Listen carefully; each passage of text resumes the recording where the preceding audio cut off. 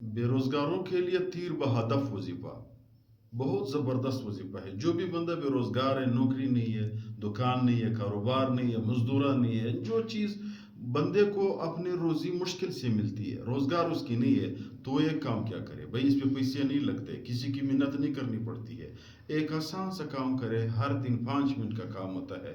10 minute اس پہ لگے، 15 لگے، لیکن اس کام کو مسلسل کیا کرے، اس عمل کو، تو آپ کو اللہ تعالیٰ کچھ دنوں کے اندر اندر، ہفتے کے اندر اندر آپ کا روزگار کے لیے دروازے کھل جائیں گے.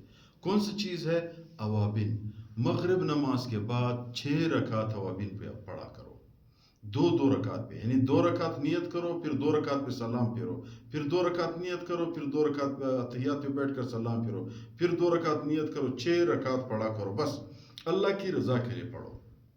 اس میں 2 فائدے ہیں. ایک فائدہ یہ ہے کہ نہ پلے اللہ تعالیٰ خوش ہو جاتا ہے. دوسرا، میرے بھائی علامہ سمرقندی رحمۃ اللہ علیہ نے لکھا ہے، امام غزالی رحمۃ اللہ علیہ نے لکھا ہے، احادیث میں موجود ہے، تمام کتب اس سے بھرے ہوئے ہیں. اس کی فضائل کی بتانے کی ضرورت ہی نہیں ہے، یہ بہت ہر کسی کو معلوم ہے، لیکن صرف اس پہ پابندی چاہیے. جو بھی بندہ اوابین کو پڑھتا ہے، اللہ تعالیٰ غیب سے اس کو رزق دیتا ہے. جو بھی بندہ اوابین کو پڑھتا ہے، اللہ تعالیٰ اس شخص کو کسی کا محتاج نہیں بناتا.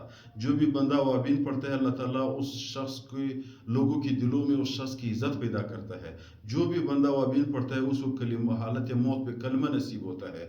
جو بھی بندہ اوابین پڑھنے کے عادی ہے، تو جب تک میرے بھائیوں زندہ ہے، اس وقت تک اللہ تعالیٰ ایک فرشتہ مقرر کرتا ہے کہ اس کے حق میں مغفرت کی دعا کرتا ہے. یعنی اس بہت زیادہ فضائل ہے. آپ اگر روزگار چاہتے ہو تو مغرب نماز کے بعد 6 رکعت اوابین پڑھا کرو، آپ کو روزگار ہفتے کے اندر اندر مل جائے گا.